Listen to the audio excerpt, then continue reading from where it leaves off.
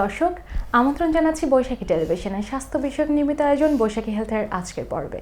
আমাদের আজকের এই পর্বের আলোচনার বিষয় পেডিয়াট্রিক প্লাস্টিক সার্জারি বা বাচ্চাদের প্লাস্টিক সার্জারি।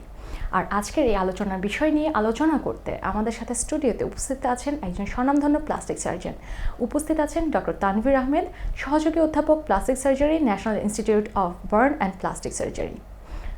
বাচ্চাদের প্লাস্টিক সার্জারি নিয়ে আমাদের মনে আছে নানা প্রশ্ন, বাবা মার মনে কাজ করে নানা ভয় ও শঙ্কা। আপনাদের এই সমস্ত শঙ্কা এবং প্রশ্নের উত্তর দিতেই আজকে আমাদের আয়োজন। আপনাদের সাথে পুরো আয়োজন জুড়ে আছে আমি ডক্টর সরকার নাহিন আহমেদ।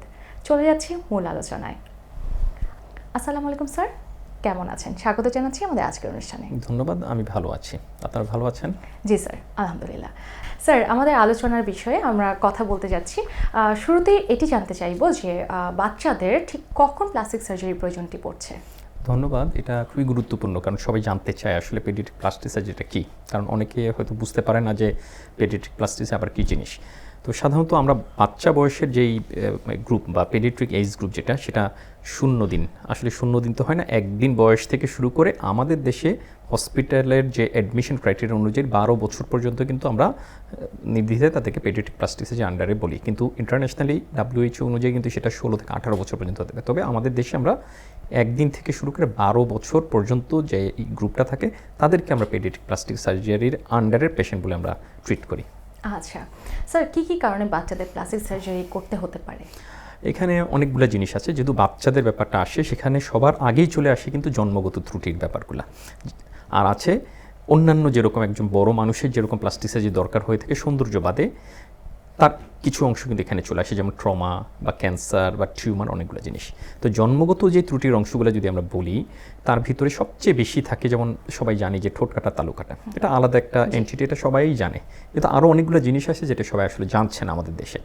যেমন তার ভিতরে আছে জন্মগত ত্রুটির ভিতরে যেমন জোড়া আঙ্গুল, হাতেরই অনেক বেশি থাকে, 2টা আঙ্গুল একসাথে লাগানো, 3টা, 5টা, 1 হাতে, 2 হাতে, অথবা বাড়তি আঙ্গুল, 1টা, 2টা, 6টা, 7টা, 8টা, 9টা, 2 হাতে, 2 পায়ে।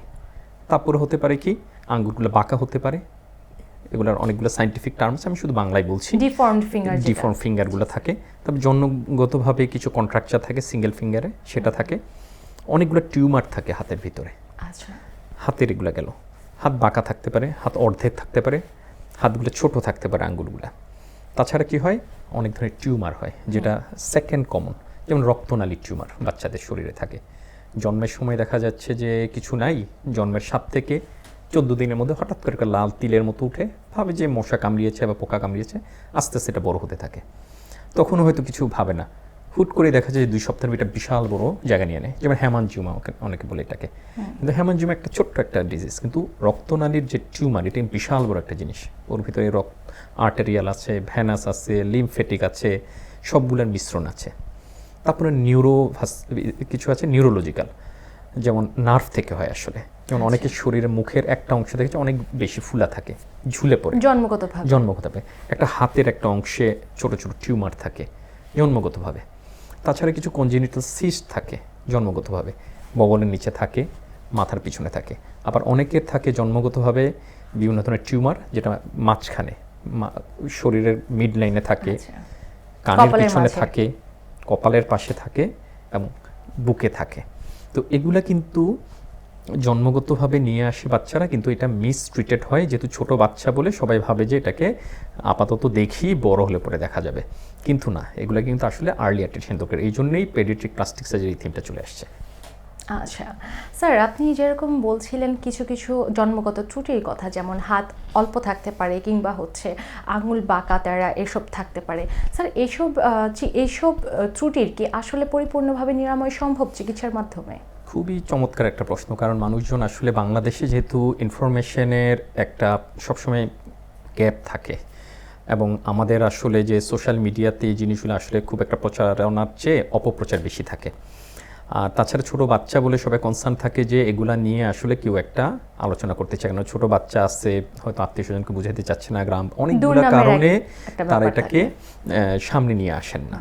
কিন্তু এখানে আমি আগেই বলে রাখি যে এই জিনিসগুলোকে যত দ্রুত আমি অ্যাড্রেস করব, তার রেজাল্ট কিন্তু অত ভালো। দ্যাট মিনস একটা টিউমার যদি হয়ে গেছে, রক্তনালীর টিউমার, অনেকেই বলে যে তাকে অপেক্ষা করো যতই অপেক্ষা করবে সে কিন্তু বড় হবে এবং আরও অন্যান্য স্ট্রাকচারকে ধরে ফেলবে শরীরের অন্যান্য জায়গাকে, তখন কিন্তু বড় হওয়ার পর কিন্তু আমাদের পক্ষে চিকিৎসা দেওয়া সম্ভব না, কারণ বিকৃতিটা পার্মানেন্ট হয়ে যায়। সে যদি আমার কাছে ছোট কালে চলে আসে, যেমন আমরা কিন্তু 5 দিনের বাচ্চাও দরকার হলে আমরা অপারেশন করি, দরকার না হলে তাকে আমরা 3 মাস পর্যন্ত নিয়ে যাই, তারপরে আমরা অপারেশন করি, 9 মাসে অপারেশন করি, 3 বছর অপারেশন করি, 10 বছর অপারেশন করি। এটা আমরা কিন্তু অ্যাসেস করি যে কাকে আগে লাগবে, কিন্তু যাকে আগে করতে হবে তাকে আগেই করতে হবে। যেমন ঠোঁট কাটা, তালু কাটা, আমরা তো 3 মাসেই কিন্তু ঠোঁট অপারেশন করে ফেলছি। আচ্ছা, অনেক টিউমার আছে, সেটাকে অবশ্যই আগে আমাকে করতে হবে। আঙ্গুল যে জোড়া লাগানো আছে, তাকে আমাকে যদি 8 মাসের ভিতরে যদি আমি অপারেশনগুলো না করি, তাহলে কিন্তু সে যে হাত দিয়ে কাজ করে শিখে যাবে, সে কিন্তু ভুলভাবে ধরা শিখবে এবং এটা কিন্তু কখনো আর কারেকশন হবে না। তো এই জিনিসগুলোকে কিন্তু আমাদেরকে মাথায় রাখতে, তাই আমার মেসেজ হলো যে যত দ্রুত সম্ভব চিকিৎসকের পরামর্শ নিতে হবে। অপারেশনের সিদ্ধান্ত পরে আসবে, কিন্তু পরামর্শ নিতে হবে আমাকে কি করা উচিত। আচ্ছা স্যার, আপনি খুব দ্রুত চিকিৎসা পদ্ধতি গ্রহণ করার ব্যাপারে তার প্রয়োজনীয়তা খুলে বললেন। তো স্যার, এটি ঠিক কোন সময়ের মাঝে, মানে কত দিন বা কত মাস বয়সের মাঝে একজন বাবা মা বুঝবেন যে তার বাচ্চাকে ডাক্তারের শরণাপন্ন করতে হবে? ধন্যবাদ। অ্যাকচুয়ালি আমি মনে করি যে যেহেতু এটা একটা রোগ বা অসুখ, তো সেটা চিকিৎসা তো আর অন্য কেউ দিতে পারবে না, চিকিৎসকের কাছে আসতেই হবে। অবশ্যই। তো এটা তো কনসালটেন্সি আমরা বলা হয়, আসলেই যে তাকে ওষুধ দিতে হবে, আসলেই তাকে অপারেশন করে ফেলবে তা কিন্তু না। সেটা কিন্তু আমাদের কাছে আসার পর, কারণ এই ধরনের রোগ শুধু 4-5টা না, এটার মধ্যে অনেকগুলো ভাগ থাকে। দেখে যে আমি যে কয়েকটা বললাম তার বাহিরে আরও আছে, অথবা আমি যেই কয়েকটা বললাম সেগুলো অনেকগুলা ক্লাসিফিকেশন আছে, প্রায় কয়েকশো রকমের। তো এক একটা চিকিৎসা কিন্তু এক এক রকম। তাই আমাদের সাজেশন হলো, যখনই এরকম সমস্যা হবে আতঙ্কিত হওয়া যাবে না। তারা আতঙ্কিত হয়ে হয়তো অন্য জায়গায় যাচ্ছেন, কবিরাজের কাছে যাচ্ছেন, বা এমন একটা ইনফরমেশন নিচ্ছেন যেটা পরবর্তী তার বাচ্চার জন্য ক্ষতিকর হয়ে যাচ্ছে, সেটা না করে ধীর স্থিরভাবে উনি ওনার আশেপাশে যে কোনো একজন প্লাস্টিক সার্জনের কাছে চলে আসবেন, আমরা তাকে অ্যাসেস করব, করার পর তাকে আমরা একটা গাইডলাইন দিয়ে দিব যে আপনি এটাকে অপেক্ষা করেন, অথবা আপনি এটাকে ওষুধ দিয়ে, কিছু কিছু আছে সার্জারি লাগে না, আমরা কিছু ওষুধ দিয়ে দিই, কিছু ব্যায়াম দিয়ে দিই, সেটা দিয়ে কিন্তু হয়ে যায়। আবার কিছু কিছু আছে যে আসলে আমরা কোনো সার্জারিও করতে পারবো না, আসলে এটা সম্ভব না, বিশ্বের কোনো দেশেই সম্ভব না। তো সেই জিনিসটা কিন্তু আমরা বলে দিই। তাই আমাদের মেসেজটা হলো যে আপনি আতঙ্কিত না হয়ে আমাদের কাছে চলে আসবেন, আমরা আপনাকে একটা গাইডলাইন দিব যে আমরা কখন করব। তো সেটা আসলে একদিন থেকে শুরু। এমন কিছু প্রবলেম আছে যে কনস্ট্রিক্টিং ব্যান্ড সিনড্রোম বলা হয়, এখানে একটা রিংয়ের মতো তৈরি হয়, সেটাকে যদি আমরা প্রথমেই অপারেশন না করি, হয়তো 7 দিন 10 দিনের মধ্যেই দেখছে আঙ্গুলটা ঝরে পড়ে যাচ্ছে, অথবা হাতের একটা অংশ ঝরে পড়ে যাচ্ছে, তাকে কিন্তু আমাকে ইমিডিয়েটলি অপারেশন করতে হবে। অথবা আরেকজনের আছে যে রক্তনালীর টিউমার, রক্তক্ষরণ হচ্ছে, অথবা এটা ছোট এমন একটা জায়গায় আছে, তাকে আমি যদি এখন অপারেশন না করি, ভবিষ্যতে তার চোখের সমস্যা হবে, হাতের সমস্যা হবে, বা নার্ভের সমস্যা হবে, তাকে কিন্তু ইমিডিয়েটলি করতে হবে। আচ্ছা স্যার, আমরা জন্মগত ত্রুটির ব্যাপারে জানলাম, এখন একটু জানতে চাইবো যে জন্মগত ত্রুটি ছাড়া সাধারণত আর কি কি অ্যাকোয়ার্ড কারণে বাচ্চাদের প্লাস্টিক সার্জারির প্রয়োজন পড়তে পারে? হ্যাঁ, খুব পার্টিনেন্ট একটা প্রশ্ন। যেমন হতে পারে ছোট বাচ্চা তো খেলাধুলা করে, বা সে আস্তে আস্তে বড় হচ্ছে, আঘাতপ্রাপ্ত হচ্ছে, তার ভিতর আছে ইনজুরি, বিভিন্ন ধরনের কাট ইনজুরি থাকে, শরীর বিভিন্ন জায়গায় কেটে যাচ্ছে। তাছাড়া আছে যে ইলেকট্রিক্যাল বার্ন, যে সুইচে হাত দিয়ে হাতে ইলেকট্রিক শক হয়ে গেল, অথবা গরম পানি পড়ে গেল, গরম চা খাবার পড়ে গেল, বার্ন ইনজুরি হতে পারে। তাছাড়া হতে পারে অনেক সময় কনফ্লিক্ট কিছু থাকে, ছোট বাচ্চা খেলাধুলা করতে গিয়ে মারধর মারামারি করতে গিয়ে লেগে গেল, সেটা করতে যেয়ে তার হয়তো টেন্ডন ইনজুরি হচ্ছে, ফিঙ্গার ইনজুরি হচ্ছে, তার মাংসপেশির একটা অংশ চলে যাচ্ছে, নার্ভের ইনজুরি হচ্ছে। তাছাড়া রোড ট্রাফিক অ্যাক্সিডেন্টে কিন্তু এখন আমরা যেরকমভাবে অ্যাডাল্ট বয়স্ক মানুষ যেরকম আক্রান্ত হচ্ছে, ছোট বাচ্চারাও কিন্তু হচ্ছে। তো সেই ক্ষেত্রে কিন্তু আমাদেরকে এই ধরনের ইনজুরিগুলোও কিন্তু আমরা আসলে ডিল করি। ধন্যবাদ স্যার আমাদের সাথে সম্পৃক্ত হওয়ার জন্য। ধন্যবাদ আপনাকে। ধন্যবাদ স্যারকে। দর্শক, এতক্ষণ আপনারা শুনলেন বাচ্চাদের প্লাস্টিক সার্জারি সম্পর্কিত নানা তথ্য এবং এর প্রয়োজনীয়তা।